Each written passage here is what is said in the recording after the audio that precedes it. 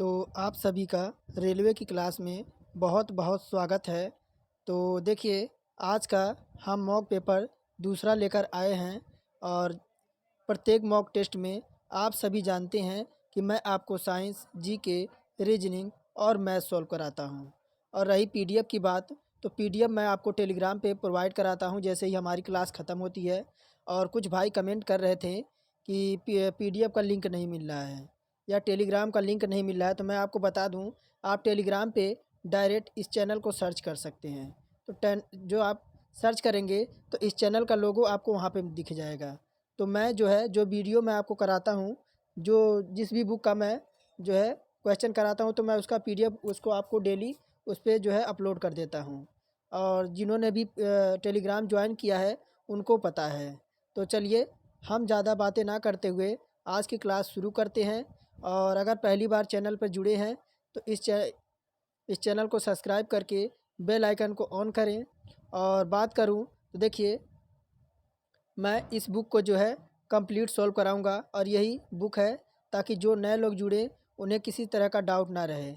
तो Agarwal exam card की ये बुक है, इसी को मैं सॉल्व करा रहा हूँ, जिसमें आपको टोटल 15 मॉक पेपर मिलेगा। और इसी के साथ मैं आज की क्लास शुरू करता हूँ। और देखिए, कोई चीज़ें अगर यूट्यूब पर अवेलेबल हैं या फ्री कराई जा रही हैं तो उसका आप लोग लाभ लीजिए, ज़्यादा से ज़्यादा व्यूज आइए। और मैं आपको बता दूँ, अगर आपके घर में कोई आपका भाई बहन या मित्र तैयारी कर रहा है तो उसको इस चैनल के बारे में ज़रूर बताइए और जो है इस वीडियो को शेयर कीजिए उसके पास। तो चलिए, आपके सामने पहला क्वेश्चन नज़र आ रहा है और उसका जवाब दीजिए। प्रत्येक क्वेश्चन के लिए मैं 4 सेकंड का आपको टाइम दूंगा, नहीं तो आप वीडियो को जो है पॉज करके क्वेश्चन चूज कीजिए, फिर जो है वीडियो को प्ले कीजिए। तो अब देखिए, पहला क्वेश्चन कह रहा है कि हड़प्पा किस नदी के किनारे पर स्थित है। तो ऑप्शन आपके पास है लूनी, भोगवा, सिंधु और रावी। तो अगर हड़प्पा की बात करें तो ये रावी नदी के किनारे है। देखिए, हड़प्पा जो है ना, वह पाकिस्तान के पंजाब प्रांत में, कहाँ पे, तो ये आपका पाकिस्तान में पंजाब प्रांत में आपकी एक पुरातात्विक स्थल है। सिंधु घाटी सभ्यता के अनेक अवशेष यहाँ से जो है प्राप्त हुए हैं। सन 1921 में जो है दयाराम साहनी, कौन, तो दयाराम साहनी ने जो है इसकी खोज की थी और यह रावी नदी के तट पर आपका स्थित है। तो विकल्प हम डी लगा देंगे। देखिए, इसी तरह से क्वेश्चन आएगा और आपको जो है टिक करना रहेगा। अब देखिए, दूसरा नंबर प्रश्न क्या कह रहा है। कह रहा है दिल्ली का प्रथम प्रथम जो आपका सुल्तान कौन था। तो ऑप्शन में आपका है कुतुबुद्दीन ऐबक और बाबर, इब्राहिम लोदी और सिकंदर लोदी। अब बात करें तो लोधी वंश का संस्थापक कौन था। देखिए, क्वेश्चन ये भी आता है कि लोधी वंश का जो आपका दे रखा है ना लोधी, तो लोधी वंश का संस्थापक कौन था। तो आपका बहलोल लोधी था। यह भी क्वेश्चन आपको पूछा जाता था और पूछा जाएगा, हो सकता है। तो देखिए, दिल्ली का प्रथम सुल्तान कौन था। तो दूसरे का ऑप्शन ए हो जाएगा, कुतुबुद्दीन ऐबक हो जाएगा। अब यह बात करें तो कुतुबुद्दीन ऐबक ऐबक जो था वह मोहम्मद गौरी का गुलाम था। किसका, तो मोहम्मद गौरी का यह गुलाम था। कौन, तो कुतुबुद्दीन ऐबक, और यह गुलाम था। और बात करें तो गौरी ने इसे भारत में आपका विजयी क्षेत्र का उत्तराधिकारी नियुक्त किया था। ऐबक ने गुलाम वंश की स्थापना की थी। कौन था, तो ऐबक ने, कुतुबुद्दीन ऐबक ने गुलाम वंश की जो है नींव रखी थी। और इसकी स्थापना इन्होंने कब की थी, गुलाम वंश की, तो गुलाम वंश की इन्होंने स्थापना कब की थी। तो इन्होंने की थी, देखिए, 1206 से, कब, 1206 से 1210 के बीच, 1210 से 1206 से 1210 तक यह दिल्ली का सुल्तान रहा और यह दिल्ली सल्तनत का प्रथम सुल्तान था। ऑप्शन ए हम करेक्ट कर देंगे।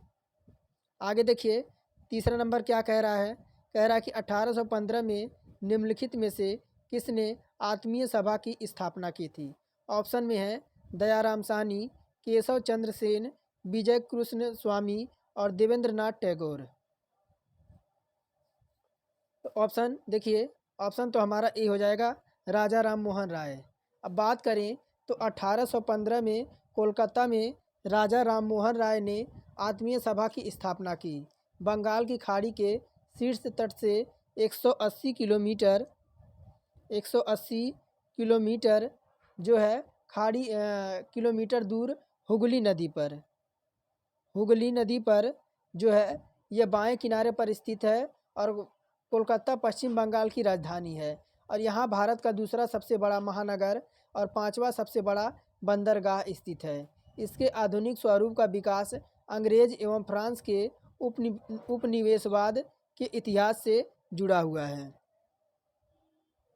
चौथा नंबर देखिए क्या कह रहा है। कह रहा है क्षेत्रफल के आधार पर किस संघ शासित राज्य में सबसे ज़्यादा वनावरण पाया जाता है। तो ऑप्शन आपके पास है लक्षद्वीप, चंडीगढ़, अंडमान एवं निकोबार और ऑप्शन डी है आपका दिल्ली। तो ऑप्शन हम लगा देंगे अंडमान एवं निकोबार। अगर क्षेत्रफल के आधार पर देखें तो केंद्र शासित प्रदेश में अंडमान निकोबार जो आपका है ना वह सबसे ज़्यादा वनावरण वाला पाया जाता है। यहाँ अगर बात करें तो यहाँ कुल वनावरण आपके कितने हैं तो 7171 वर्ग किलोमीटर आपका है, जो क्षेत्रफल का लगभग आपका 89% आपका क्षेत्रफल का 89% यहाँ नम पर्णपाती और आपके नम पर्णपाती और आपके आर्द्र पर्णपाती सदाबहार वन पाए जाते हैं। अब पांचवा नंबर देखिए क्या कह रहा है। कह रहा है कि भारत में खनिजों में सबसे समृद्ध पठार डैश डैश है। तो ऑप्शन में है आपका छोटा नागपुर पठार, मैसूर पठार, ढक्कन का पठार और मालवा का पठार। तो देखिए अगर बात करें पाँचवें नंबर का तो ऑप्शन ए हमारा हो जाएगा छोटा नागपुर पठार।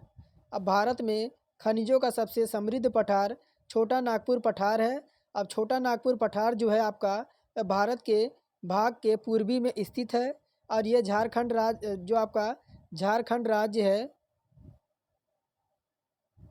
झारखंड जो राज्य है ये अधिकांश भाग उड़ीसा, पश्चिम बंगाल, बिहार और छत्तीसगढ़ के कुछ भाग से इस पठार के अंतर्गत आते हैं। और यह पठार आपका किसके लिए जाना जाता है तो आपका कोयला हो गया, कोयला और आपका अभ्रक और इसके बक्साइड के लिए, बक्साइड और लौह अयस्क के लिए ये आपका अधिक खनिजों के मुख्य यहाँ पे भंडार पाए जाते हैं। अब 6 नंबर कह रहा है कि निम्नलिखित में से कौन सा भारत में सबसे लंबा समुद्र तट है। तो ऑप्शन में आपके पास है सिल्वर समुद्र तट, सेरेनिटी समुद्र तट और मरीना समुद्र तट और पैराडाइज समुद्र तट। तो 6 की बात करें तो ये हमारा हो जाएगा मरीना समुद्र तट। अब ये मरीना समुद्र तट जो है वह भारत का सबसे लंबा समुद्र तट है और यह पश्चिमी समुद्र तट है और कहाँ से है जो आपका चेन्नई, सुनिए कहाँ पे तो चेन्नई और आपका तमिलनाडु में आपका यह स्थित है।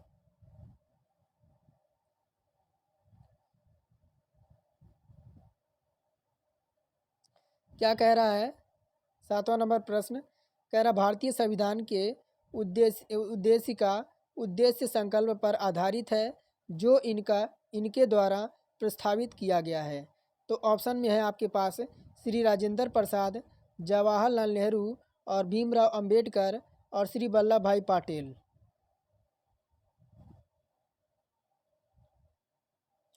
तो ये हो जाएगा हमारा श्री जवाहरलाल नेहरू। अब प्रस्तावना की बात करें तो प्रस्तावना संविधान के दर्शन एवं जो है आपके उद्देश्यों को दर्शाती है। पंडित जवाहरलाल नेहरू द्वारा प्रस्तुत आपका जो आपका हुआ था वह 13 दिसंबर 1946 को। कब तो पंडित जवाहरलाल नेहरू द्वारा यह आपका 13 दिसंबर 1946 को उद्देश्य में संकल्प है जो आदर्श प्रस्तुत किया गया था उसे ही संविधान की उद्देशिका में शामिल कर लिया गया। ऑप्शन हमारे हो जाएंगे पीटी जवाहरलाल नेहरू। अब 8वां नंबर देखिए क्या कह रहा है कह रहा भारतीय रिजर्व बैंक के नए खाता एग्रीगेटर फ्रेमवर्क के तहत वित्तीय सूचना प्रदाता बनने वाला भारत का बैंक कौन सा है। ध्यान से इस प्रश्न को देखिए, ऑप्शन आपको ऊपर मिलेगा। कह रहा कि भारतीय रिजर्व बैंक के नए खाता एग्रीगेटर और फ्रेमवर्क के तहत वित्तीय सूचना प्रदाता बनने वाला भारत का पहला बैंक कौन सा है। तो ऑप्शन आपके ऊपर मिलेंगे।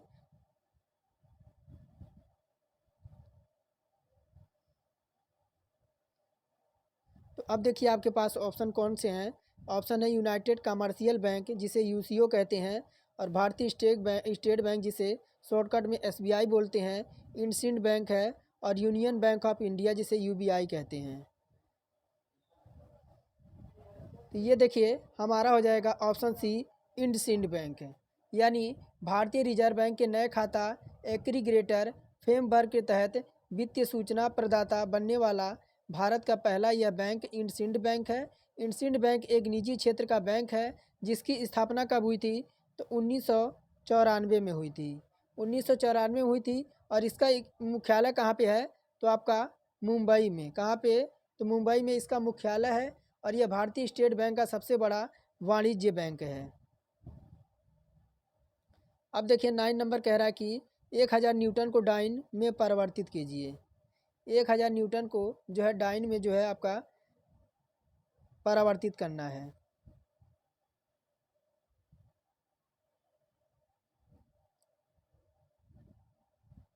अब बात करें, देखिए 1 न्यूटन बराबर आपका कितना दे रखा है। 1 न्यूटन बराबर आपका होता है 10 के घाते 5 आपका डाइन। अब बात करें तो आपका देखिए 1 न्यूटन और कितना दे रखा है आपका 3 जीरो है ना। 1000 पे आपका 3 जीरो है, 3 जीरो लगा देंगे, 10 पे 3 जीरो लगा देंगे, और ये अब आपका बराबर हो जाएगा 10 के घाते 5 डाइन के। अब दोनों पक्षों में क्या करेंगे, देखिए दोनों पक्षों में हम क्या करेंगे, दोनों पक्षों में जो है हम 10 के घाते 3 से गुणा कर देंगे,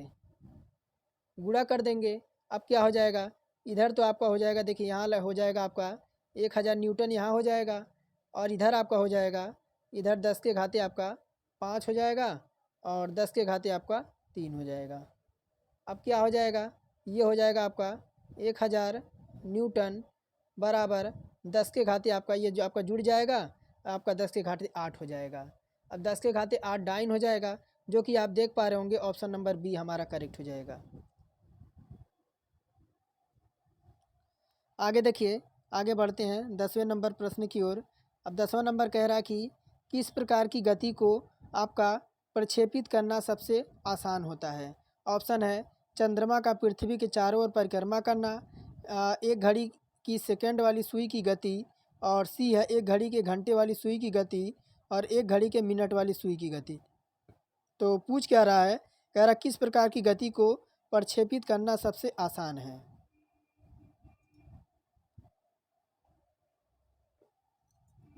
तो ऑप्शन हमारा बी हो जाएगा। बी हो जाएगा कि एक घड़ी की सेकंड वाली सुई की गति की को जो है आपका प्रक्षेपित करना सबसे आसान होता है। अब एक घड़ी के सेकंड वाली सुई जो होती है और नोक जो होता है इसका, वह आपका वृत्ताकार होता है। अब वृत्ताकार होता है, और बात करें आगे तो ये आपका वृत्ताकार गति को प्रतिनिधित्व करती है, क्योंकि इसका जो सिरा होता है वह समय के समान अंतराल में समान कोणीय दूरी तय करता है, इसलिए इस गति को एक समान वृत्तीय गति का उदाहरण माना जा सकता है। तो ऑप्शन हम बी करेक्ट कर देंगे। अब देखिए 11 नंबर क्या कह रहा है, कह रहा है कि अगर आप जब आप स्वयं के तन पर इत्र लगाते हैं, इत्र का मतलब आपका सेंट, तो आप ठंडा महसूस करते हैं, ऐसा क्यों होता है। तो ऑप्शन देखिए क्या कह रहा है, ऑप्शन कह रहा है कि इत्र को निम्न तापमान पर रखा जाता है, और बी कह रहा है कि आपके तन से ऊर्जा को अवशोषित कर इत्र आसानी से जो है संघनित हो जाता है, और इत्र में उपस्थित विलायक आपके तन से ऊर्जा को अवशोषित कर आसानी से वाष्पित हो जाते हैं। एक मिनट, डी ऑप्शन तो छिप रहा है। अब देखिए डी ऑप्शन क्या कह रहा है, कह रहा है कि इत्र का विलायक आपके तन से ऊर्जा को जो है अवशोषित कर आसानी से वाष्पित हो जाता है। अब इत्र नगरी किसे कहा जाता है, अगर देखिए कई बार यह भी क्वेश्चन पूछा जाता है, इत्र नगरी किसे कहा जाता है। इत्र नगरी किसे कहा जाता है? तो इत्र नगरी कन्नौज को कहा जाता है। इत्र नगरी जो आपके कन्नौज को कहा जाता है, जो कि आपका उत्तर प्रदेश में स्थित है। और यहाँ से जो है डिम्पल सिंह, कौन? तो डिम्पल सिंह यहाँ से शायद, छोड़िए इसको जाने दीजिए। आगे देखिए 11 नंबर क्या कह रहा है। कह रहा है कि जब आप स्वयं के तन पर इत्र लगाते हैं तो आप ठंडा महसूस करते हैं। क्यों? क्योंकि ये आपका सी हो जाएगा कि जब कोई भी व्यक्ति अपने तन पर आपका परफ्यूम लगाता है तो वह इत्र लगे हुए स्थान पर ठंडा महसूस करता है। ऐसा क्यों होता है? ऐसा इसलिए होता है कि इत्र में उपस्थित जो विलायक होते हैं, यानी विलायक क्या, तो सोलवेंट जो होते हैं, यह उसके तन पर ऊर्जा को अवशोषित कर आसानी से वाष्पित हो जाते हैं। 12 नंबर देखिए क्या कह रहा है। 12 नंबर कह रहा है कि किसी भी दो द्रव्यमानों के बीच कार्यरत गुरुत्वाकर्षण बल है। तो ऑप्शन ए कह रहा है कि उन द्रव्यमानों के अनुपातों के व्युत्क्रमानुपाती। बी कह रहा उन द्रव्यमानों के गुणनफल के सीधे अनुपातिक। सी कह रहा कि उन द्रव्यमानों के गुणनफल के व्युत्क्रमानुपाती। और डी कह रहा उन द्रव्यमानों के अनुपातों के सीधे अनुपातिक। तो 12 का हम बी लगा देंगे कि देखिए किसी भी दो द्रव्यमानों के बीच कार्यरत गुरुत्वाकर्षण बल उन द्रव्यमानों के गुणनफल के सीधे अनुपातिक होता है एवं उनके बीच के दूरी के वर्ग के जो है अनुक्रमानुपाती होता है। अब F बराबर आपका क्या होता है? तो F बराबर आपका होता है G(m1) m2 और अपान में आपका क्या होता है? तो r² होता है। अब यह G का मान क्या होता है? तो G का मान आपका होता है 6.67 इंटू 10 के पावर आपका -11 न्यूटन मीटर स्क्वायर प्रति आपका किलोग्राम स्क्वायर। अब F यहाँ पे क्या है? तो F जो आपका है गुरुत्वाकर्षण बल है। और G क्या है? तो G आपका जो है आपका सार्वत्रिक गुरुत्वाकर्षण नियंत्रक है। और M1 आपका क्या है? M1 आपके पहले पिंड का द्रव्यमान है। और M2 जो आपका है वह सेकंड पिंड का द्रव्यमान है। और R आपका क्या है? तो R पिंडों के बीच की दूरी है। आगे देखिए कह रहा है 13 नंबर कि 10H कुंडल सहित श्रेणी क्रम में जुड़े 20 ओम प्रतिरोध वाले एक डीसी धारा की प्रभावी प्रतिरोध क्या होगी? अब बात करें तो 10 डीसी सर्किट में आवृत्ति की बात करें तो ये आपका क्या हो जाएगा? अगर बात करें देखिए ये आपका होता क्या है? तो R बराबर आपका देखिए ये होता है आपका एक सूत्र होता है आपका Z बराबर आपका होता है क्या? तो अंडर रूट में आपका x² x1 का जो है स्क्वायर प्लस आपका r²। अब देखिए इसी पे हम मान रखेंगे तो आपका Z बराबर क्या हो जाएगा? Z बराबर R और x²। तो x² आपका कितना हो जाएगा? तो आपका 0 हो जाएगा। इसका तो कुछ है नहीं। R आपका कितना दे रखा है? तो R आपका देखिए 20 ओम दे रखा है। अब 20 ओम यहाँ पे हम 20 रख देंगे। अब इसका जो है स्क्वायर कर देंगे। अब फिर देखिए आगे क्या हो जाएगा? R बराबर आपका हो जाएगा यहाँ पे R बराबर आपका हो जाएगा 400। अब R बराबर 400 हो गया। अब बार बराबर आपका क्या निकल के आ जाएगा? अब 400 स्क्वायर किसका होता है? 400 किसका वर्ग होता है? तो 20 का होता है ना। तो 20 ओम आपका पुनः दोबारा आ जाएगा। तो ऑप्शन हम भी जो है इसमें करेक्ट कर देंगे।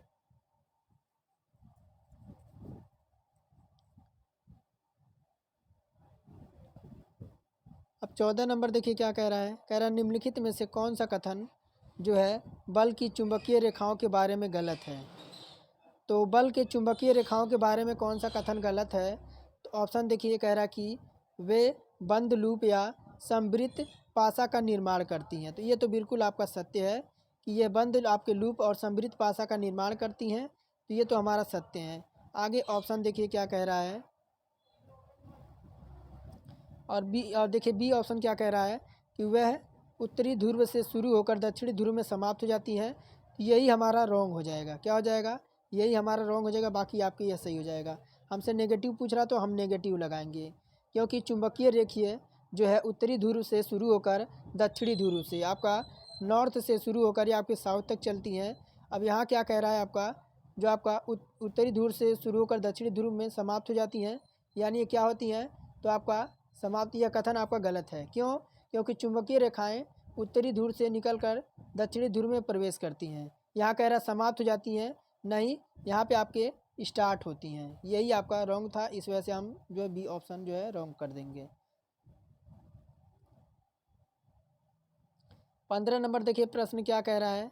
कह रहा है कि एक ध्वनि की तरंग दैर्घ्य 50 सेंटीमीटर है और आवृत्ति आपकी 10,000 हर्ट्ज है, तो 2 सेकंड में यह कितनी दूरी तय करेगा। अब बात करें तो यहाँ आपका कितना दे रखा है, तो आपका 50 दे रखा है और आपका एफ बराबर कितना दे रखा है, एफ बराबर आपका 10,000 हर्ट्ज दे रखा है ना, 10,000 हर्ट्ज दे रखा है। और टी बराबर आपको कितना दे रखा है, तो टी बराबर आपका 2 सेकंड दे रखा है। और बात करें तो डी का मान आपको ज्ञात करना है, यानी दूरी आपको बताना है। तो अब देखिए ये आपका होता क्या है, तो भी बराबर आपका होता है एक सूत्र, एफ बराबर आपका लेमडा। अब बात करें तो हम इसी को देखिए, एफ का मान कितना है, तो एफ का मान आपका 10,000 है, एफ का मान 10,000 है और इसको गुणा करेंगे आपका 0.50 से। ये आपका दे रखा है ना 50 सेंटीमीटर, इसको क्या करेंगे,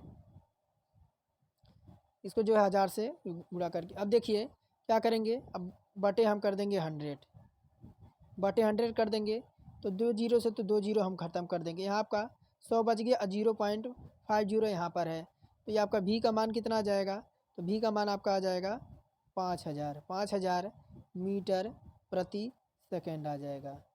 अब मीटर प्रति सेकंड आ गया। अब आपको टी का मान ज्ञात करना है, तो टी का मान के लिए आप क्या करेंगे, डी अपॉन भी कर देंगे। तो आपकी दूरी हमें ज्ञात करनी है, तो दूरी के लिए आपका डी का मान, तो डी हमें ज्ञात करना है, तो डी बराबर हमारा हो जाएगा भी इंटू टी हो जाएगा।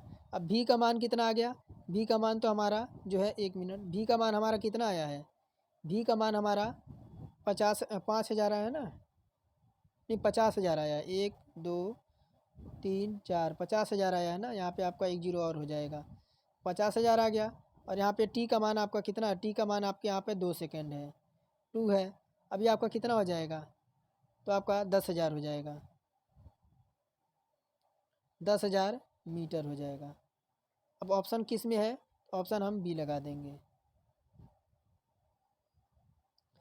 कह रहा है कि एक सामान्य आँख के लिए निकट बिंदु और सुदूर बिंदु क्रमशः होते हैं, तो ये होंगे आपके 25 सेंटीमीटर अनंत पर। किस पे, तो 25 सेंटीमीटर आपका, 25 सेंटीमीटर आपके अनंत पर होंगे।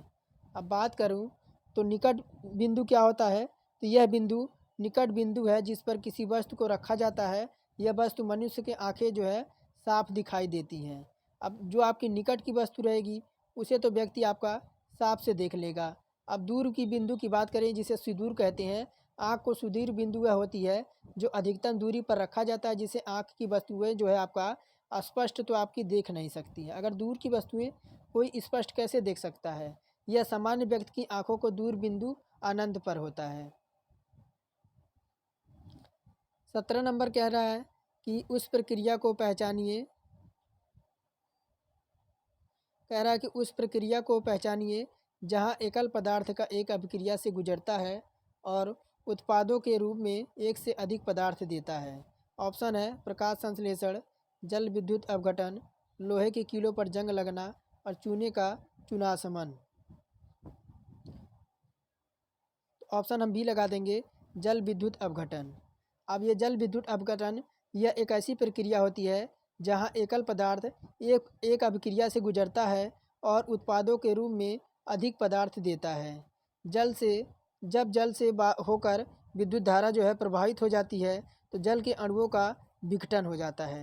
तो हमें क्या प्राप्त होता है, तो हमें हाइड्रोजन और ऑक्सीजन प्राप्त होता है। क्या होता है, तो हमें आपका हाइड्रोजन और आपका ऑक्सीजन जो है हमें प्राप्त होता है और इस प्रक्रिया में जल का विद्युत अपघटन कहते हैं। 18 नंबर देखिए क्या कह रहा है।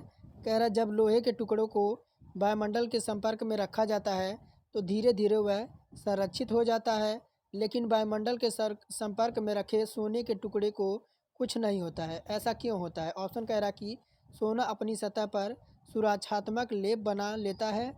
बी कह रहा सोना वातावरण की नमी और ऑक्सीजन के साथ अपक्रिया नहीं करता है। सी कह रहा सोने को कभी खुले में नहीं छोड़ा जाता है। और डी कह रहा सोना अमूल्य है। तो जब लोहे के टुकड़े को जो है वायुमंडल में संपर्क में रखा जाता है तो वह धीरे धीरे आपका संरक्षित हो जाता है। लेकिन जो आपके वायुमंडल के संपर्क में अगर यही सोने का टुकड़ा जो होता है, अगर इसे कुछ नहीं होता, ऐसा क्यों होता है? तो अगर बात करें तो देखिए ऑप्शन बी हो जाएगा कि जब लोहे के टुकड़े को वायुमंडल के संपर्क में रखा जाता है तो यह धीरे धीरे संरक्षित हो जाता है। लेकिन वायुमंडल के संपर्क में रखे सोने के टुकड़े कुछ नहीं होता, क्योंकि सोना जो होता है वह वातावरण की नमी और ऑक्सीजन के साथ जो है अपक्रिया नहीं करता है।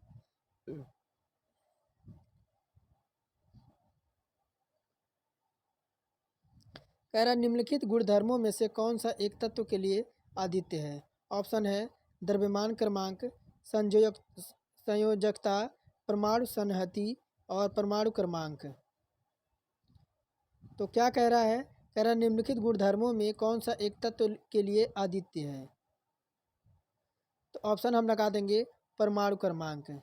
अब बात करें तो एक विशिष्ट परमाणु जो आपका देखिए हर तत्व की अपनी एक विशिष्ट पूर्णांक परमाणु संख्या होती है जो उसको नाभिक में स्थित प्रोटॉनों की संख्या के जो है बराबर होती है। अब 20 नंबर देखिए क्या कह रहा है, थोड़ा सा छोटा कर दूं। कह रहा है कि सिरका, नारंगी, सेव और टमाटर में मौजूद अम्ल क्रमशः कौन से हैं? तो ऑप्शन आपके पास 4 हैं, जल्दी इनको देखिए फिर मैं उत्तर बताता हूँ। तो सिरका, नारंगी, सेव, टमाटर में मौजूद अम्ल क्रमशः कौन सा है? इसमें देखिए इसमें आपका हो जाएगा एसिटिक अम्ल। अब एसिटिक अम्ल का सूत्र क्या होता है? एसिटिक अम्ल का आपका सूत्र होता है CH3 और CH। इसको आप नोट भी कर सकते हैं। और आपका संतरा क्या है? उसके बाद आपका सिट्रिक अम्ल, यानी संतरे की बात करें सिट्रिक अम्ल दे रखा है ना, सिट्रिक अम्ल। सिट्रिक अम्ल का क्या होता है?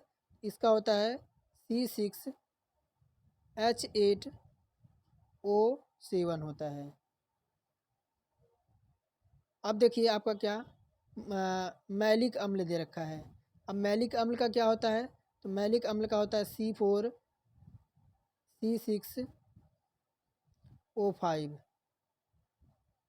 और क्या दे रखा है? और आपका ऑक्जेलिक अम्ल दे रखा है। ऑक्जेलिक अम्ल का क्या होता है? ये होता है आपका C2H2 और आपका O4। तो यही जो आपका होता है ऑप्शन डी हम इसमें करेक्ट कर देंगे। अब 21 नंबर कह रहा है निम्नलिखित में से कौन सा सूखे लिटमस पेपर का रंग को परावर्तित नहीं करता है? ऑप्शन है नींबू का रस, सांद्र HCl, शुष्क HCl और तनु HCl। ऑप्शन सी हो जाएगा हमारा शुष्क HCl गैस। अब देखिए शुष्क HCl गैस सूखे लिटमस पेपर के रंग को परावर्तित नहीं करता है, क्योंकि आयनीकरण के लिए जलीय माध्यम का होना आवश्यक है।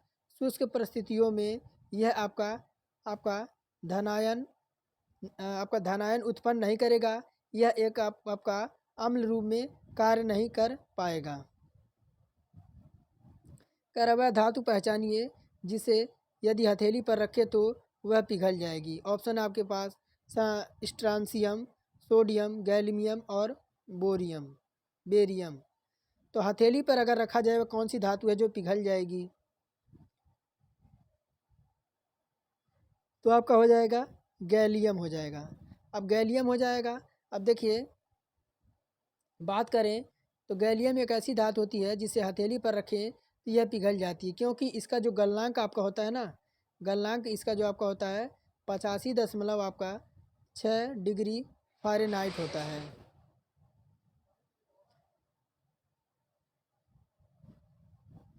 कह रहा है कि निम्नलिखित में से कौन सा एक यौगिक अत्यधिक काला धुआं फेंकते हुए पीली लौ के साथ जलता है?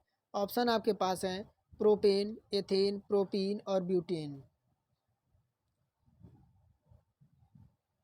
ऑप्शन हम लगा देंगे प्रोपेन। अब बात करें तो प्रोपीन एक यौगिक अत्यधिक काला धुआं फेंकते हुए पीली लौ के साथ जलेगा, क्योंकि प्रोपीन आपका असंतृप्त हाइड्रो जो है आपका हाइड्रोकार्बन है। असंतृप्त आपका हाइड्रोकार्बन है और आपका असंतृप्त हाइड्रोकार्बन जो है वायु में जो आपका वायु में अपूर्ण दहन के कारण पीली ज्वाला देते हैं, क्योंकि इन यौगिकों में अत्यधिक कार्बन परमाणु होते हैं, इसलिए परमाणु हवा में पूरी तरह से ऑक्सीकृत नहीं होते हैं। डाई के दो या अधिक रंगों को अलग करने के लिए तकनीकी का डैश डैश कहा जाता है। ऑप्शन आपके पास हैं आसवन, बाष्पीकरण और केम्टोग्राफी और निस्यंदन।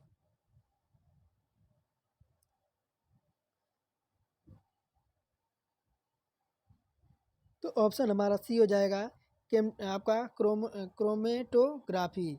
अब ये क्रोमेटोग्राफी क्या है? तो देखिए, किसी मिश्रण के अवयवों को अलग अलग करने की यह तकनीकी है। और निस्यंदन क्या है?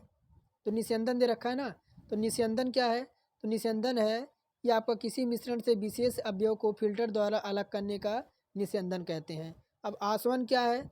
आसवन यह किसी मिश्रित द्रव्य के अवयवों को उनके वाष्पन सक्रियताओं के आधार पर उन्हें अलग करने की विधि है।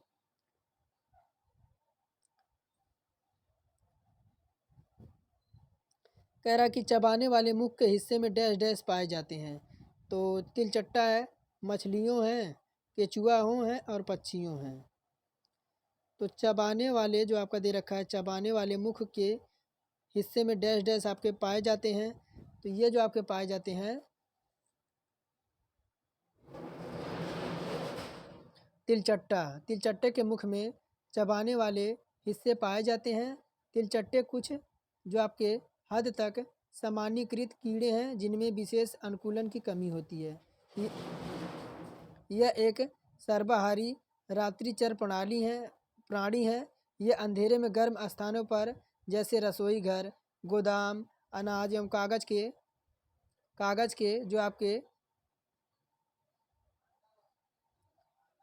के भंडारों में पाए जाते हैं। इनके शरीर आपके 3 भागों में जो है आपके डिवाइड होते हैं। इनके शरीर जो होते हैं वह 3 भागों में जैसे आपका सिर हो गया और वक्ष हो गया। वक्ष होने के साथ साथ एक आपका उदर होता है। ये 3 हिस्से में जो है आपका तिलचट्टे का जो आपका है पूरा विभाजित मिलता है, जो पंख से ढका और हल्के लाल एवं भूरे रंग का होता है। तिलचट्टे यानी आप कोकरेज की बात हो रही है। किसकी? कोकरेज की बात हो रही है। कोकरेज की। कोकरेज तो आप सभी ने देखा होगा। कह रहा कि कुछ कवक प्रजातियां नीले हरे शैवाल के साथ स्थायी पारस्परिक रूप से निर्भर संबंधों में रहती हैं। नीचे दिए गए विकल्पों में से संबंध के सही नाम का चयन करें। ऑप्शन है सहजीवी, परजीवी, स्वपोषी और मृतोपजीवी। तो 26 का ऑप्शन ए हो जाएगा आपका सहजीवी। अब यह कुछ कवक प्रजातियां नीले हरे शैवाल के साथ स्थायी पारस्परिक रूप से निर्भर संबंधों में रखती हैं अथवा जीवधारियों के साथ साथ एक दूसरे के लाभ पहुंचाते हैं। कह रहा एक वयस्क मानव के कंकाल कितने होते हैं? तो बहुत इजी क्वेश्चन आपका 206। कह रहा क्रोमोसोम्स के आप डैश डैश बने होते हैं। तो केवल प्रोटीन के डीएनए एवं प्रोटीन दोनों, आरएनए और केवल डीएनए। डीएनए क्या होता है? तो डीऑक्सीराइबोन्यूक्लिक अम्ल। और आरएनए क्या होता है? राइबोन्यूक्लिक अम्ल। तो क्रोमोसोम्स आपके किसके बने होते हैं? तो क्रोमोसोम्स जो आपके होते हैं वह आपके डीएनए और प्रोटीन दोनों से बने होते हैं। अब बात करें तो गुणसूत्र या क्रोमोसोम्स सभी वनस्पतियों और जीवों को कोशिकाओं में पाए जाने वाला तंतुरूपी पिंड होता है, जो आपके आनुवंशिक गुणों जो आपके जो है देखिए जो आपके आनुवंशिक गुणों को निर्धारित और संचारित करने के लिए किया जाता है, जिसमें आपका अगर वाई गुणसूत्र है, अगर वाई गुणसूत्र है तो ये अगर पुरुष है, अगर आपका एक्स की तुलना में ये आपका छोटा गुणसूत्र होता है। और जिसमें आपका एक्स वाई आपका मेल होता है और एक्स एक्स आपका क्या होती है तो फीमेल होती है। इंडिया पॉजिटिव पुस्तक किसने लिखी है? इंडिया पॉजिटिव पुस्तक किसने लिखी है? रघुराम जी राजन, चेतन भगत, नीरज और स्वामी रामदेव। तो ये किसने लिखी है? तो चेतन भगत जी ने लिखी है। अब बात करें इंडिया पॉजिटिव पुस्तक चेतन भगत जी ने लिखी है। चेतन भगत भारतीय उपन्यासकार हैं जिन्होंने one night and call centre पुस्तक से अंतर्राष्ट्रीय ख्याति प्राप्त की थी। कह रहा राष्ट्रीय सुरक्षा दिवस आपको किस तारीख को मनाया जाता है?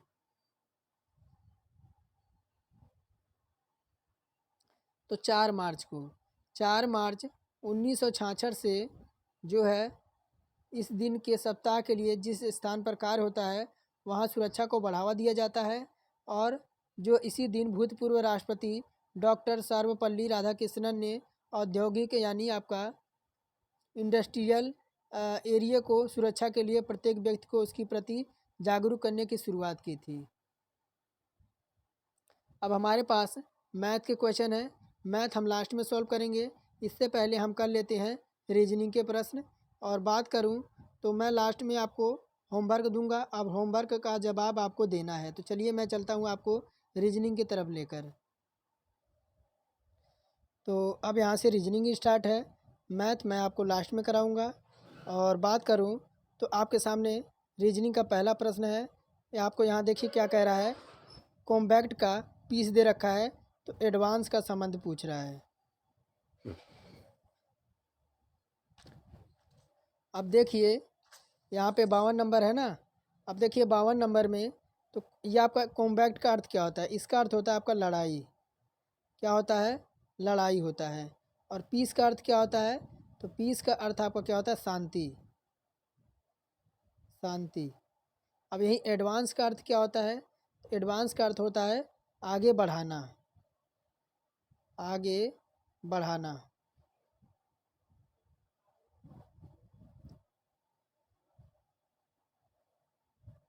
आगे बढ़ाना।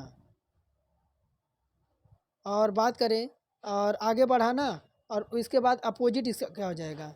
इसका अपोजिट हो जाएगा आपका रिट्रीट हो जाएगा। ऑप्शन डी देखिए, रिट्रीट हो जाएगा। इसका अर्थ क्या होगा? तो पीछे हटना। क्या हो जाएगा? पीछे हटना, ये हो जाएगा। अब 53 नंबर देखिए कहाँ पे है, 1 मिनट।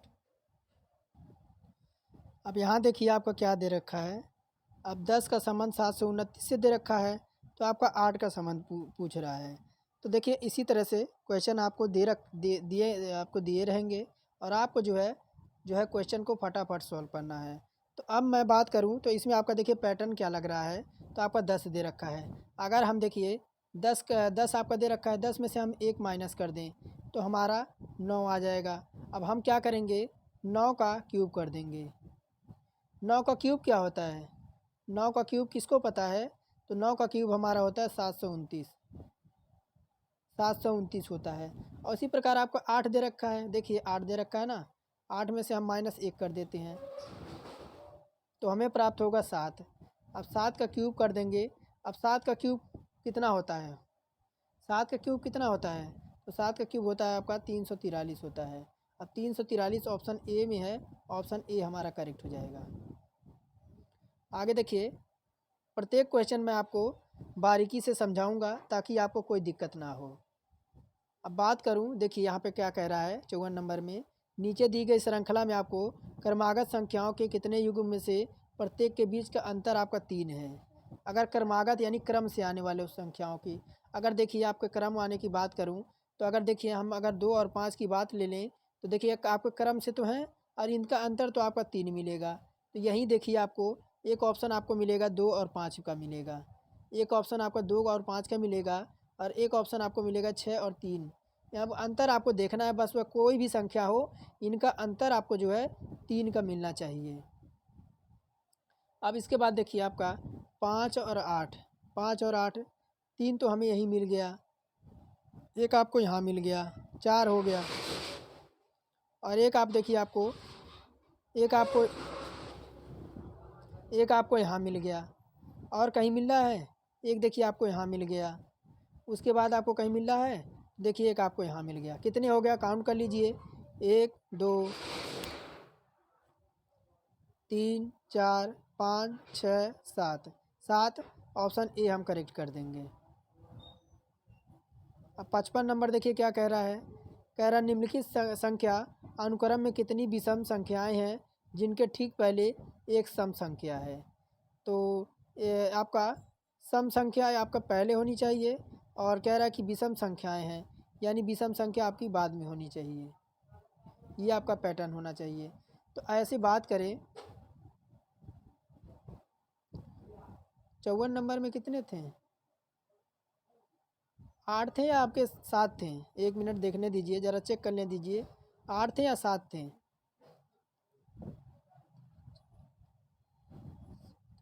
8 होना चाहिए ना, 8 होना चाहिए, 8 होना चाहिए। कैसे होना चाहिए?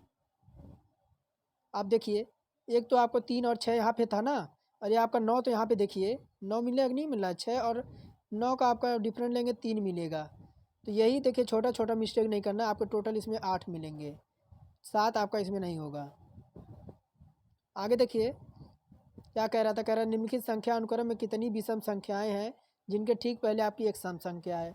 तब सम संख्या की बात करें तो सम संख्या तो आपकी एक 2 हो जाएगी, 4 हो जाएगी, 6 हो जाएगी, इस तरह से आपकी सम संख्या हो जाएंगी। तो बात करूं तो देखिए, अब विषम की बात करूं तो विषम में आपका जैसे 7 हो गया, 5 हो गया, और इस तरह आपका 9 हो गया, इस तरह संख्या होनी चाहिए। तो पहले में देखिए आपका एक यहाँ देखिए 4 और 7, 4 और 7 देखिए। उसके बाद और कहीं मिल रहा है, देखिए उसके बाद आपको 8 और 5 देखिए, 8 और 5 देखिए। उसके बाद देखिए यहाँ पे 6 और 3 देखिए। उसके बाद आपको कहीं है, उसके बाद देखिए 4 और 5 देखिए, 4 और 5 हो गया। फिर आप देखिए यहाँ पे 6 और 3 हो गया। उसके बाद देखिए 4 और 3 हो गया। और कहीं है, उसके बाद आपका 4 और आपका 9 हो गया। यानी टोटल कितने हो गए? 1 2 3 4 5 6 7, 7 हो गए ना। इसमें आपका टोटल 7 हो जाएगा। अब देखिए क्या कह रहा है, श्रेणी में अगली संख्या आपको बताना है। अब श्रेणी में अगली संख्या बताना है तो देखिए ऑप्शन आपके पास 4 दे रखे हैं। और पहले आप देखिए वीडियो को जो है पॉज कर लीजिए, कीजिए वीडियो को पॉज कीजिए, और फिर क्वेश्चन सॉल्व करके फिर वीडियो को प्ले कीजिए।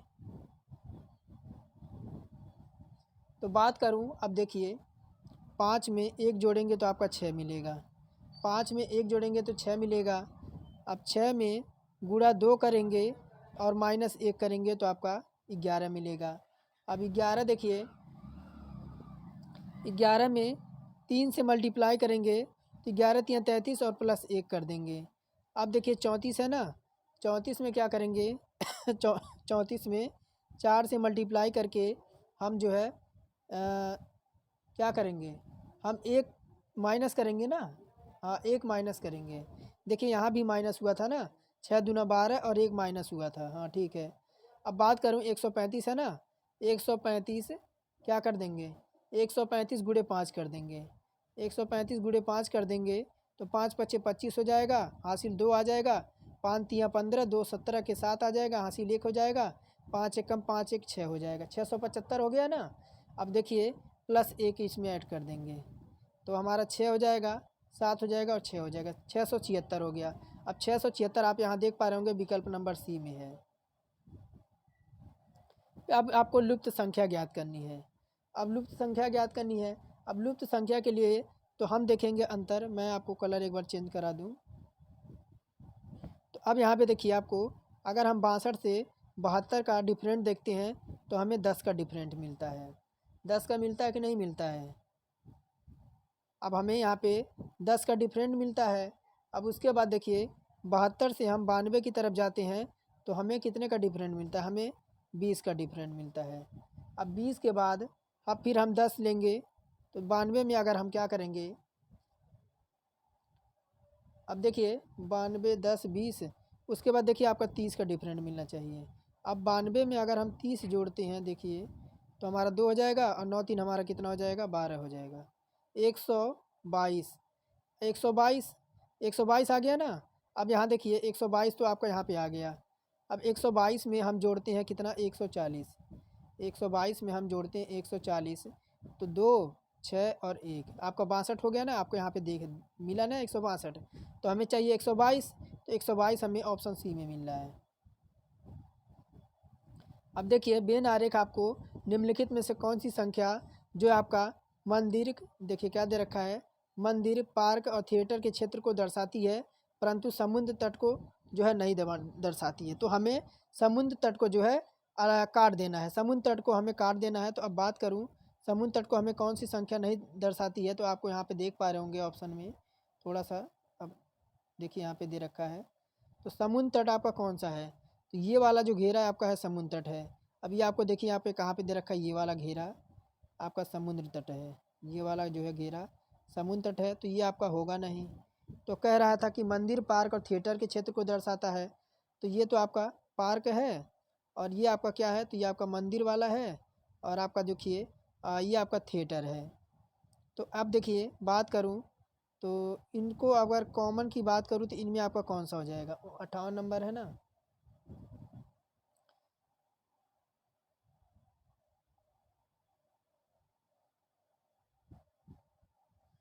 अब बात करूँ तो यहाँ देखिए आपको कह रहा था, क्या कह रहा था कि परंतु समुद्र तट को नहीं, थिएटर को क्षेत्र को दर्शाता है परंतु समुद्र तट को नहीं। तो समुद्र तट का तो आपको ये हिस्सा पूरा ही है, ये हिस्सा पूरा आपका समुद्र तट का है। तो अब देखिए इसमें 8 तो कह रहा है, 8 तो आपका विकल्प में आपका 8 तो करेक्ट हो जाएगा। लेकिन यहाँ कह रहा था कि आपको पार्क और थिएटर को दर्शाता है परंतु समुद्र तट को नहीं दर्शाता है। लेकिन आपका देखिए ये वाली संख्या तो आपकी पूरी समुद्र तट के अंदर ही आएगी।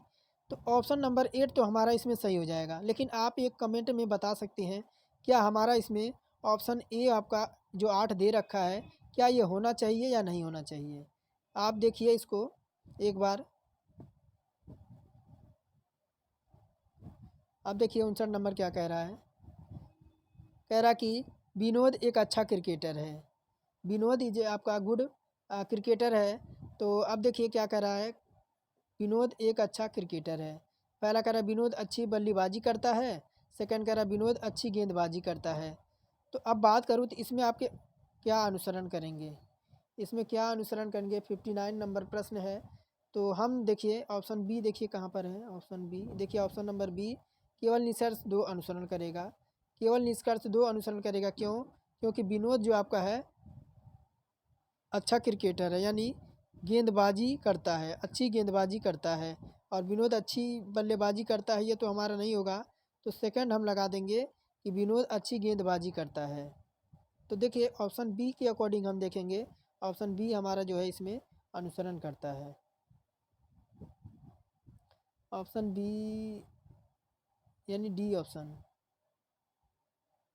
देखिए यहाँ पे आपका एक मिनट थोड़ा सा मिस्टेक हो गया, यानी बी ऑप्शन। देखिए यहाँ पे ये ऑप्शन मैंने देखा नहीं था, यानी आप डी इसमें लगाएंगे। ना ही निष्कर्ष पहला निकलेगा और ना ही आपका अनुसरण दूसरा करेगा। क्यों, क्योंकि यहाँ पे आप देखिए यहाँ कह क्या रहा था, कह क्या रहा था, कह रहा था कि विनोद एक अच्छा क्रिकेटर है। तो विनोद विनोद एक अच्छा क्रिकेटर है, तो वो आपका विनोद अच्छी बल्लेबाजी करता है। तो हो सकता है करता हो या ना करता हो, विनोद अच्छा गेंदबाजी करता है, यानी वह किसी चीज़ में माहिर तो है, लेकिन यह कन्फर्म नहीं है कि वह किस चीज़ में माहिर है। देखिए हर बात करूं तो चाहे आपका क्रिकेटर कोई भी हो, या तो हो सकता है वह अच्छी फील्डिंग करता हो, या हो सकता है वो अच्छा गेंदबाजी करता हो या अच्छा खेलता हो। तो यह कह पाना संभव नहीं है कि विनोद आपका क्या करता है। बस इतना कह रखा का कथन में कि विनोद एक अच्छा क्रिकेटर है।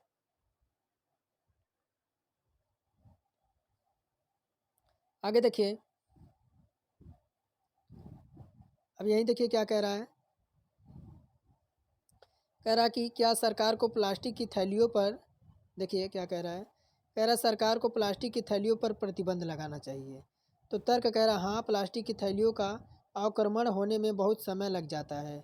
और सेकंड कह रहा नहीं, अन्य देशों ने प्लास्टिक की थैलियों के उपयोग पर प्रतिबंध नहीं लगाया है। तो अब बात करूँ तो इसमें हमारा देखिए ऑप्शन कौन सा हो जाएगा। तो देखिए ऑप्शन इसमें हम ए लगा देंगे, यानी ऑप्शन ए लगा देंगे। देखिए नहीं, ऑप्शन देखिए ए का मतलब आपका ऑप्शन नंबर डी, यानी देखिए इसमें डी ऑप्शन क्या कह रहा है। देखिए यहाँ ना तो हमारा एक होगा प्रबल और ना ही हमारा दो होगा। ऐसा क्यों? देखिए ऐसा इस वजह से आपका होगा यहाँ पे, इस वजह से हम डी लगाएंगे इसमें। क्यों? क्योंकि प्लास्टिक की थैलियाँ बहुत ही हानिकारक होती है। इसका प्रयोग में स्वास्थ्य पर काफ़ी बुरा प्रभाव पड़ता है, क्योंकि प्लास्टिक की थैलियों का आपका अवक अवक क्या अवक्रमण दे रखा है ना, अवक्रमण होने पर बहुत ही समय लगता है। इसलिए अवक्रमण का मतलब क्या होता है, यानी इसे जो है नष्ट होने में बहुत समय लगता है। इसलिए जो सरकार को इन्हें प्रतिबंध कर देना चाहिए। केवल तर्क एक मजबूत है। सी होगा ना, एक मिनट, सी होगा ना इसमें। एक मिनट, थोड़ा सा 60 नंबर ना, देखिए एक मिनट देखने दीजिए। हाँ 60 है, सॉरी। देखिए इसमें एक आपका होगा, या तो देखिए ऑप्शन सी, हाँ सी, देखिए सी आपका यहाँ पे होगा ना। एक मिनट देखिए, इधर उधर से मिस्टेक हो रहा है। सी में देखिए ऑप्शन ए इसमें प्रबल एक होगा। देखिए कई बार मिस्टेक हो जाता है। देखिए ए प्रबल होगा, क्योंकि देखिए अगर बात करें तो यहाँ आप ऑप्शन कह रहा था कि हाँ प्लास्टिक की थैलियों का अवक्रमण होने पर बहुत समय लग जाता है। इस वजह से जो आपको है सरकार के प्रतिबंध लगा देना चाहिए। ऑप्शन जो है कथन के अकॉर्डिंग आपका पहला प्रबल हो जाएगा। अब फिर देखिए कथन और निष्कर्ष से ही आपका क्वेश्चन है। कह रहा कि आजकल की महिलाएं जो हैं वह सार्वजनिक रूप से दिन ब दिन जो है बढ़ती ही जा रही है। यानी आजकल महिलाओं का जो उत्पीड़न है ना, वह सार्वजनिक रूप से दिन ब दिन बढ़ती जा रही है। पूर्वानुमान कह रहा है कि मीडिया मसलन इंटरनेट तक सुलभ पहुंचाने का परिणाम है कि युवाओं का मन भ्रष्ट हो रहा है। सेकंड कह रहा है स्कूल और कॉलेज स्तर पर नैतिक शिक्षा ठीक से प्रदान नहीं की जा रही है। तो जो आपके महिलाओं का जो उत्पीड़न व सार्वजनिक दिनों में आपका दिन पर दिन बढ़ता जा रहा है, ये आपका इसका ये तो आपका कथन हो गया। अब इसके रिलेटेड आपका पूर्वानुमान दे रखा है। तो अब देखिए ऑप्शन भी देख लीजिए। तो ऑप्शन देखिए इसमें हम सी लगा देंगे कि देखिए सी यानी आपका दो अंतर्निहित है कि स्कूल और कॉलेज स्तर पर जो आपकी है नैतिक शिक्षा जो है ठीक से प्रदान नहीं की जाती है।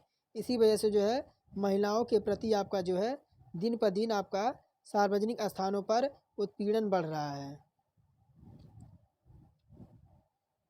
अब 62 नंबर देखिए, फिर वही आपका क्वेश्चन है। क्या कह रहा है? कह रहा भारत में, देखिए थोड़ा सा क्वेश्चन आपका बड़ा है। कह रहा भारत में 5 वर्षीय योजनाओं में अधिक उपज वाली किस्म के बीज जो है HIV के लिए सब्सिडी देने की नीति अपनाई गई है। HBIB है ना, HIV नहीं है, HBIB है। पूर्वानुमान एक कह रहा कि अधिक उपज वाली किस्म के बीज HBIB कृषि क्षेत्र में उत्पादकता को बढ़ावा देंगे। सेकेंड कह रहा अधिक उपज वाली किस्म के बीज जो आपकी है HBIB की तुलना में जो आपका है वह सामान्य बीज अपेक्षाकृत उत्पादक हैं। तो अगर बात करूं तो देखिए आपके यहाँ पे आपको 4 पूर्वानुमान दे रखे हैं। तो ऑप्शन देखिए, ऑप्शन हम इसमें लगा देंगे। ऑप्शन नंबर ए आपके दोनों निहित हैं। ऑप्शन ए हो जाएगा, दोनों निहित हो जाएंगे आपके। देखिए दोनों आपके यहाँ पे दे रखे हैं। अब दोनों की बात करूं तो देखिए भारत में 5 वर्षीय योजनाओं में अधिक उपज वाली किस्मों के लिए सब्सिडी देने को नीति अपनाई गई है। इसका मुख्य कारण यह है कि अधिक उपज वाली किस्म के बीच जो है कृषि उत्पादकता को बढ़ावा जा सकेगी, क्योंकि सामान्य बीज अधिक उपज वाली बीजों की तुलना में कम उत्पादक है। अतः आपका अनुमान एक और अनुमान दोनों निहित होगा। अब देखिए क्या कह रहा है यहीं पे। कह रहा एक निश्चित कुट भाषा में ये आपको स्टूपिड को जो आपका इतना लिखा गया है, स्टूपिड को इतना लिखा जाता है, तो आपका चॉइस को कैसा लिखा जाएगा। अब देखिए इसमें हो क्या रहा है, क्या दे रखा है आपका स्टूपिड दे रखा है ना, एस है, टी है,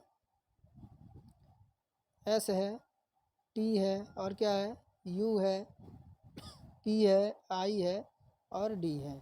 अब इसमें देखिए एस इधर हो गया, टी आपका इधर हो गया, यू आपका इधर हो गया, पी आपका इधर हो गया, आई इधर हो गया और डी आपका इधर हो गया। बस यही आपको सेम फार्मूला इसमें अपनाना है। इसमें अपनाना है चॉइस में, सी है, एच है, उसके बाद क्या है आपका ओ है, आई है, उसके बाद आपका सी है और ई है। तो एच को हम इधर लाएंगे, सी को इधर ले आएंगे, आई को इधर लाएंगे और ओ को इधर कर देंगे, सी को इधर लाएंगे और ई को इधर कर देंगे। तो C H I O, C H I ओ ई सी, देखिए ऑप्शन नंबर हमें सी में मिल रहा है। सी और विकल्प हमारा करेक्ट हो जाएगा। अब कह रहा है कि असंगत शब्द वाले विकल्प को आपको चयन करना है। डेन है, केनल है, काफ है और हाइव है। अब डेन का अर्थ क्या होता है? डेन का अर्थ आपका होता है कुत्ते का घर, कुत्ते का घर, कुत्ते का घर। कैनल का अर्थ क्या होता है? तो कैनल का अर्थ होता है मधुमक्खी का छत्ता, मधुमक्खी का, मधुमक्खी का छत्ता। काफ का अर्थ क्या होता है? काफ का अर्थ आपका होता है क्या? तो बछड़ा, बछड़ा। और हाइव का अर्थ क्या होता है? तो हाइव यह शब्द जानवरों के रहने का स्थान है, यानी जानवरों के रहने का स्थान है। अब बात करें तो इसमें देखिए काफ का अर्थ आपका, देखिए काफ इसमें आपका अलग हो जाएगा। बाकी देखिए डेन भी कुत्ते का घर, यानी सभी सभी का। केनल भी आपका होता है मधुमक्खियों के रहने का स्थान, हाइव भी आपका होता है जानवरों के रहने का स्थान, डेन भी आपका होता है कुत्ते का घर का, यानी आपका काफ का ही अर्थ हो जाएगा बछड़ा, यही आपका सबसे अलग हो जाएगा। अब रक्त से संबंधित आपका क्वेश्चन है। कह रहा कि एक पुरुष की ओर इशारा करते हुए, यानी एक पुरुष की ओर इशारा करते हुए क्या एक महिला ने कहा, यानी एक महिला यानी फीमेल एक महिला है और यह आपका एक पुरुष की ओर इशारा कर रही है। कह रहे कि उसकी माँ, यानी मान लीजिए यह पुरुष है, यानी यह पुरुष है, इसकी जो माँ है, इसकी जो माँ है, इसकी जो माँ है, यह महिला कह रही है, महिला, महिला, और यह पुरुष हो जाएगा, यह इसकी माँ हो जाएगी। इसकी माँ कह रहा कि उसकी माँ की माँ की इकलौती बेटी मेरी माँ है, यानी इसकी माँ की माँ, यानी इसकी भी माँ, इसकी माँ की जो है इकलौती बेटी है। तो पुरुष महिला से कैसे संबंधित होगा? तो क्या होगा, यानी देखिए इसकी यह जब माँ है तो इसकी भी माँ हो जाएगी, यानी क्या हो जाएगी, उसकी बहन हो जाएगी। उसका यह आपका कह रहा है कि पुरुष उस महिला से कैसे संबंधित है? तो जो महिला उसका क्या हो जाएगा, उसका यह भाई हो जाएगा। अब देखिए क्या कह रहा है। कह रहा है कि एक महिला पूर्व दिशा की ओर 9 किलोमीटर चली, यानी पूर्व दिशा की ओर जो है वह 9 किलोमीटर चल रही है।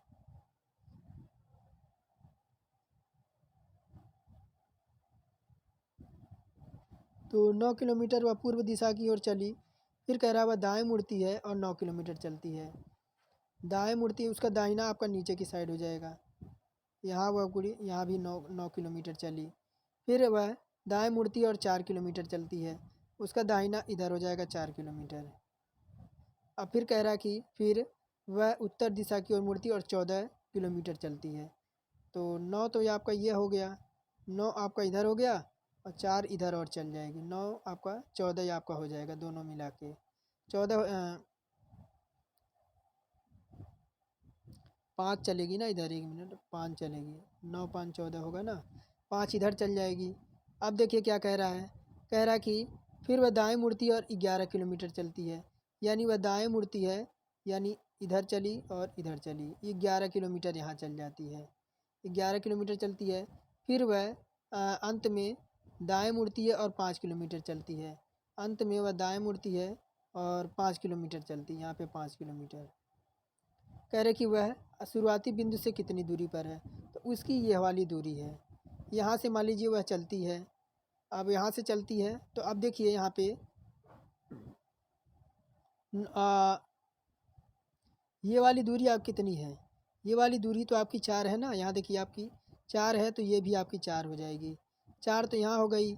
अब यहाँ से अगर देखिए यहाँ ये टोटल आपका 11 तो यहाँ पे है, तो ये वाली आपकी 4 तो इधर हो जाएगी, 4 इधर हो जाएगी। तो बात करूं तो 9 आपका इधर 9 देखिए 9 प्लस आपका 7 हो जाएगा, यानी यहाँ से यहाँ तक की दूरी कितनी है, यहाँ से यहाँ तक की दूरी आपकी 9 है। देखिए 9 है दे रखा है ना, और 7 आपका इधर हो जाएगा। 9 7 कितना हो जाएगा आपका 16 किलोमीटर हो जाएगा। 16 kilometre option number D. Option number D check करिए और 16 नंबर।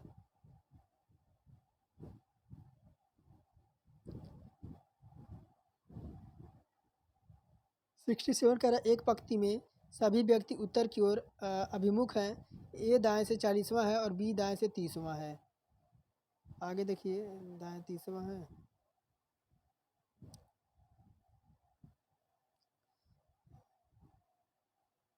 कितना नंबर 67 था ना। तो कह रहा है यदि ए और बी आपस में स्थान बदल लें तो ए का स्थान कौन सा होगा यदि उस पंक्ति में 55 व्यक्ति थे। अब बात करें एक पंक्ति में आपके 55 व्यक्ति थे, 55 आपके पर्सन थे। अब बात करें जिसमें ए का स्थान 40वां था, ए का जो आपका प्लेस वैल्यू था वह 40वां था, और यही बी जो आपका था, बी का स्थान दाएं से यानी बी का जो स्थान था आपका लेफ्ट से आपका 30वां था। अब बात करूं और अगर ए और बी जो है आपस में स्थान बदल लें तो अब बात करूं तो 55 में से आपका 30 माइनस कर देंगे और इसमें आपका एक ऐड कर देंगे। एक ऐड कर देंगे तो अब 55 में से 30 जाएगा तो आपका 25 आएगा, और एक का ऐड कर देंगे तो आपका 26 आ जाएगा। अब 26 आ गया तो हम ऑप्शन नंबर सी को लगा देंगे। अब यहाँ देखिए आपका सेम प्रश्न है जैसे मैंने पहले पैटर्न में आपको कराया था।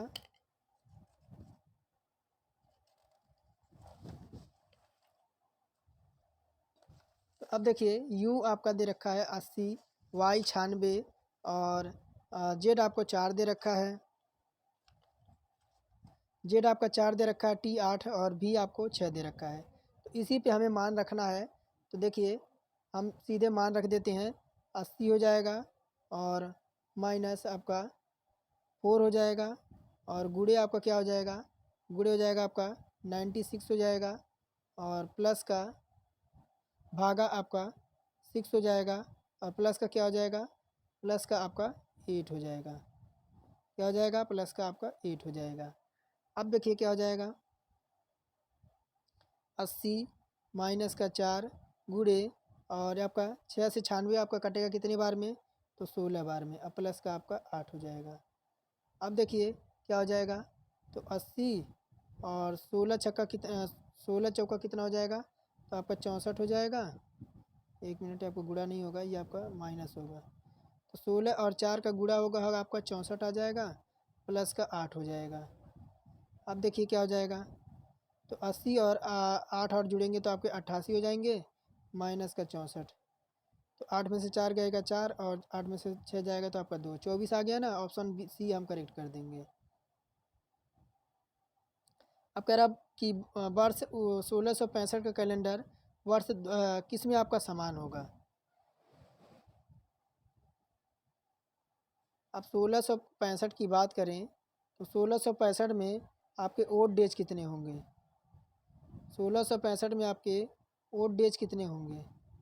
अब 1665 में आपका एक होगा, 66 में आपका कितना होगा, 66 में आपका कितना होगा ओड डेज, तो इसमें भी आपका एक दिन होगा। और 67 में आपका कितना दिन होगा, 67 में भी आपका एक होगा। अब 68 में कितना ओड डेज होगा, 68 में आपका देखिए आपका ये आपका लीप ईयर होगा ना, इसमें आपका दो दो होगा। फिर देखिए आपका 69, देखिए 69 में आपका कितने ओड डेज हो जाएंगे, इसमें भी आपका एक होगा। और उसके बाद आपका 1670 आएगा, 1670 में कितने ओड डेज होंगे, आपके एक होंगे। तो अब बात करूं टोटल विषम दिनों की संख्या,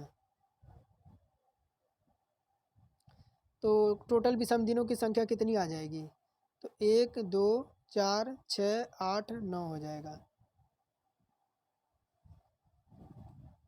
तो कितने होगा, 1 2 3 3 2 5 6 7 हो गया ना, 7 हो गया। अब बात करूं तो 7 का मतलब आपका 0 हो जाएगा, यानी टोटल आपके विषम दिन आपके 0 हो जाएंगे। यानी 1671 को जो दिन आपका आएगा 1671 वह आपका समान होगा।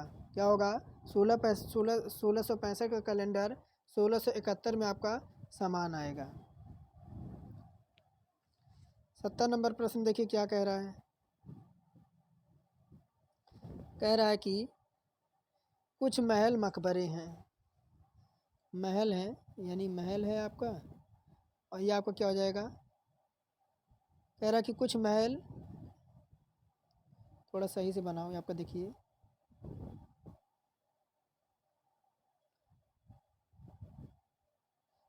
कुछ महल मकबरे हैं। कुछ महल आपके क्या हैं, तो मकबरे हैं, मकबरे हो गए। फिर कह रहा है कि कुछ महल मकबरे नहीं हैं। कुछ महल आपके जो हैं मकबरे आपका नहीं है।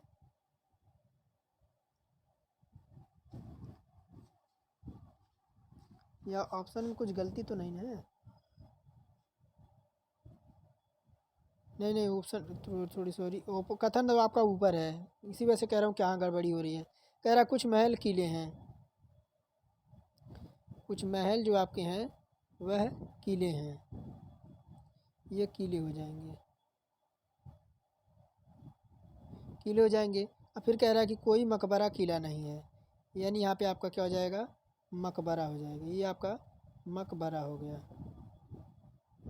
अब देखिए निष्कर्ष क्या कह रहा है, कुछ महल मकबरे हैं। तो महल आपके यहाँ पे है, मकबरा यहाँ पे है, तो संबंध तो आपका कुछ नहीं है, तो ये आपका रॉन्ग हो जाएगा। अब कुछ महल आपके मकबरे नहीं हैं, तो कुछ महल आपके मकबरे नहीं है तो बिल्कुल सत्य हो जाएगा। तो ऑप्शन हम लगा देंगे 70 में, ऑप्शन नंबर बी केवल 2 निष्कर्ष कर रहा है।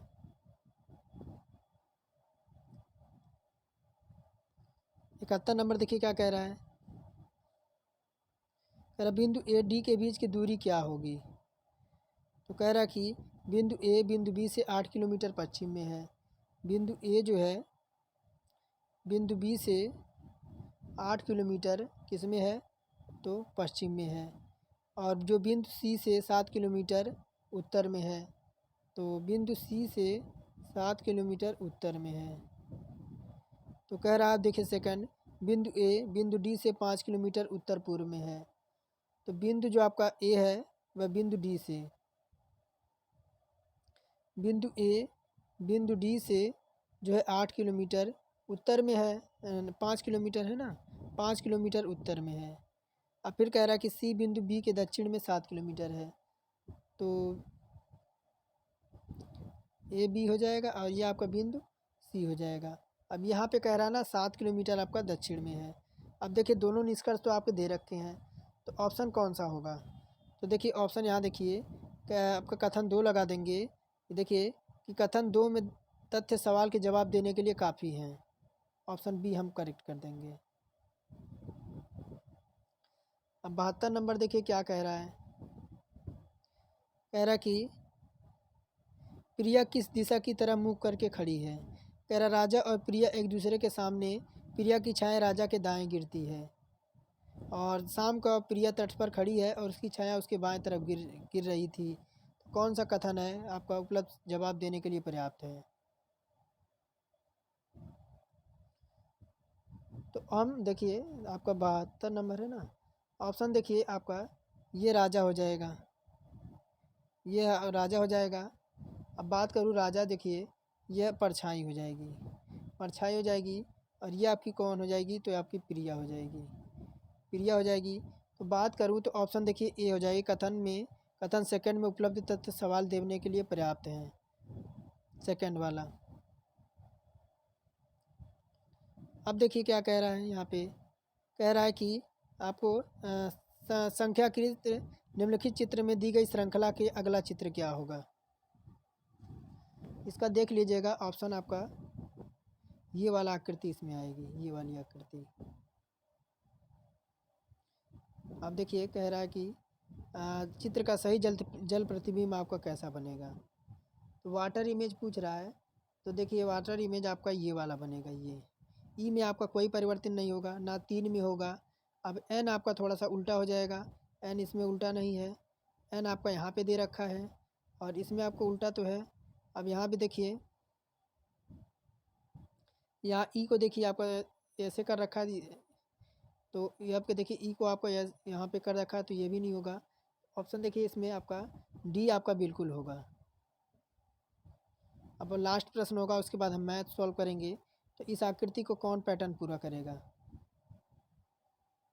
तो इस आकृति को जो है यहाँ पे देखिए आपका इस तरह से ये आपका आएगा, यहाँ पे इस तरह से आएगा। फिर आपका जो कि है ये वाला पैटर्न आपका इस तरह से आएगा, ये वाला इस तरह से आएगा। अब दो आपके इस तरह से बनेंगे। तो ये देखिए आपका विकल्प नंबर सी में ही नज़र आ रहा है आपको। अब चलिए मैथ की थोड़ा क्वेश्चन सॉल्व कर लेते हैं। अब देखिए आपको अब आपका मैथ यहाँ से स्टार्ट है। कह रहा है 1750 में आपको गुणनखंडों की संख्या ज्ञात करनी है। तो अगर 1750 में गुणनखंड हम करें तो गुणनखंड आपका क्या हो जाएगा? तो इसका गुणनखंड हम देखिए ये दो तरह से कर सकते हैं। एक तो हम भाग विधि से कर सकते हैं, या तो डायरेक्ट करेंगे हम। 2 गुणे 5 आपका हो जाएगा, और 5 गुणे 5 हो जाएगा, और क्या हो जाएगा? और गुणे आपका 7 हो जाएगा। 7 हो जाएगा। अब 2 हमारा कितने बार है? तो 2 हमारा एक बार है। 5 कितनी बार है? 5 हमारा 3 बार है। और 7 हमारा कितनी बार है? तो 7 हमारा एक बार है। तो अब बात करूं तो 1750 गुणनखंडों की संख्या क्या हो जाएगी? तो देखिए आपकी ये हो जाएगी। तो ये आपका हो जाएगा 1 + 1, और 3 आपका है एक बार, और आपका 1 + 1। ये हो जाएगा आपका 2 गुणे 2 हो गया, ये आपका 4 हो गया, और फिर आपका ये आपका 2 हो गया। ये आपका कितना हो जाएगा? तो आपका हो जाएगा 4 दूना 8 दूना 16 हो जाएगा। ऑप्शन ए हम करेक्ट कर देंगे। कह रहा कि अब देखिए क्या दे रखा है यहाँ पे। कह रहा कि 15,870 में आपका फैक्टोरियल है ना, फैक्टोरियल में अनुगामी संख्याओं की संख्या ज्ञात करनी है। अनुगामी शून्यों की संख्या ज्ञात करना है। तो ये आपके लिए होमवर्क रहेगा। थोड़ा सा क्वेश्चन बड़ा है, स्क्रीन पे आएगा नहीं, तो ज़्यादा बड़ा भी नहीं है। बस इसे आपको कमेंट में बताना है कि आपका उत्तर क्या आएगा। तो चलिए फ़िलहाल ये आपके लिए होमवर्क रहेगा। स्क्रीनशॉट इसका फटाफट ले लीजिए। आगे देखिए क्या कह रहा है। दो संख्याओं का महत्तम समावर्तक 23 है, और उनका लघुत्तम समावर्तक आपके 2 भाजक 26 हैं और 27 हैं। तो इनमें छोटी संख्या आपको बताना है। तो क्या कह रहा है? दो संख्या आपकी दे रखी है, कौन सी है? तो 23 है और 26 हैं। 23 और 26 हैं। अगर इनका जो है मल्टीप्लाई करते हैं तो हमें 598 मिलता है। अब बात करूं, फिर आपको कितना दे रखे हैं? 23 है और आपका 27 दे रखा है। इनका अगर मल्टीप्लाई करते हैं तो हमें 621 मिलता है। तो अब छोटी संख्या हमें बतानी है, तो छोटी संख्या हमारी 598 हो जाएगी, जो कि आपकी दे पा रहे होंगे और विकल्प सी में है। कह रहा निम्नलिखित प्रश्नवाचक के जगह पर स्थान पर क्या मान आना चाहिए? तो यहाँ आप देख पा रहे होंगे आपका ये आपका क्वेश्चन है। तो अब देखिए आपका 13.69 दे रखा है। अगर ये करनी से बाहर निकलता है, तो आपका करनी से अगर बाहर निकलता है तो आपका निकलेगा 3.7। 3.7 और गुणा लगा देंगे। उसके बाद आपका 21.16 दे रखा है ना, तो ये आपका निकलेगा। तो आपका 4.6 से और आपका भाग दे रखा है ना, भाग लगा देंगे। उसके बाद आपका 5.29 दे रखा है। अब ये कैसे निकलेगा? तो इसका हो जाएगा आपका 7.4 हो जाएगा। 7.4 हो जाएगा।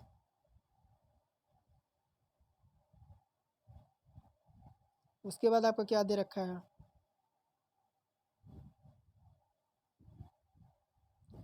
तो अब देखिए आगे आगे ये आपका हो जाएगा 3.7 ये हो जाएगा, और गुड़े 4 आपका क्या हो जाएगा? तो आपका देखिए 1 मिनट, कुछ मिस्टेक हो रहा है क्या?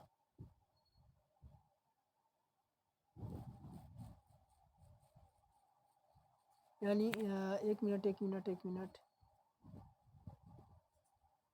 1 मिनट दोबारा देखने दीजिए। हाँ, मिस्टेक तो हुआ है कि आपको देखिए पहला आपका आया था 3.7, इसका जो आपका आया था ना, इसका और गुणा कर देंगे, गुणा लगाएंगे और इसका देखिए आपका कितना आ जाएगा 4.6 आ जाएगा।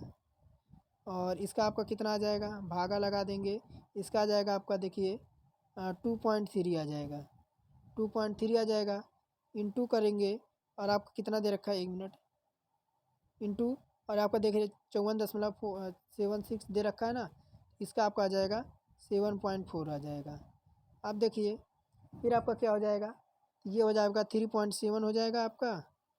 और गुड़े अब ये आपका 2.3 से जब आप 4.6 में भाग देंगे तो आपका 2 बार में आपका कट जाएगा, 2 बार में कट जाएगा। गुड़े आपका कितना हो जाएगा 7.4 हो जाएगा, 7.4 हो जाएगा। अब बराबर देखिए आपका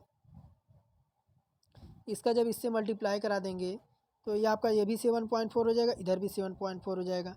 तो 7 पॉइंट पर आपका 2 बार आपका आ जाएगा, 7.4 आपका 2 बार आ जाएगा। तो हम इसको स्क्वायर कर देंगे, इसका स्क्वायर आपका कितना हो जाएगा, तो 54 आपका 76 हो जाएगा।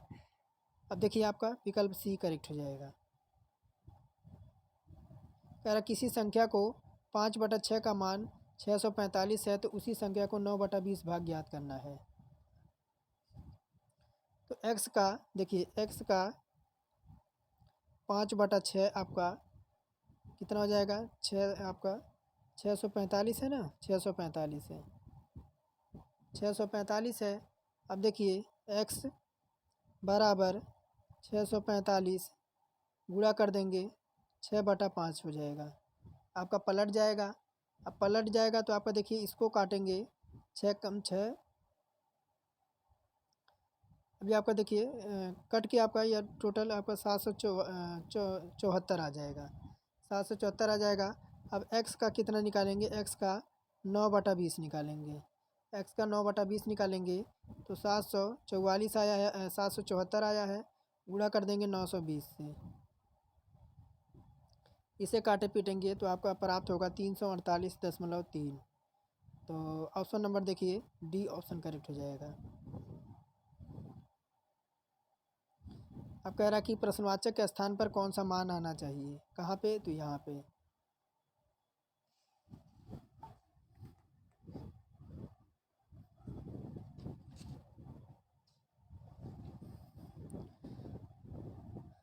तो देखिए यही सब प्रश्न है, बाकी मैं इसको आपको देखिए मैं इसे जो है टेलीग्राम पे प्रोवाइड करा दूंगा, आप देख लीजिएगा। मैथ के थोड़े से क्वेश्चन आपके 4-5 क्वेश्चन हैं, क्योंकि वीडियो लंबा हो जाएगा और मैथ जो आपका है स्क्रीन पर आती नहीं है, इस वजह से मैं थोड़ा छोड़ देता हूँ। मैं आपको टेलीग्राम पे इसका सल्यूशन करा दूँगा और आप वहाँ से देख सकते हैं। तो आज के लिए फ़िलहाल इतना ही। अगर चैनल पर नए थे तो चैनल को सब्सक्राइब करके बेल आइकन को ज़रूर ऑन कर लीजिएगा।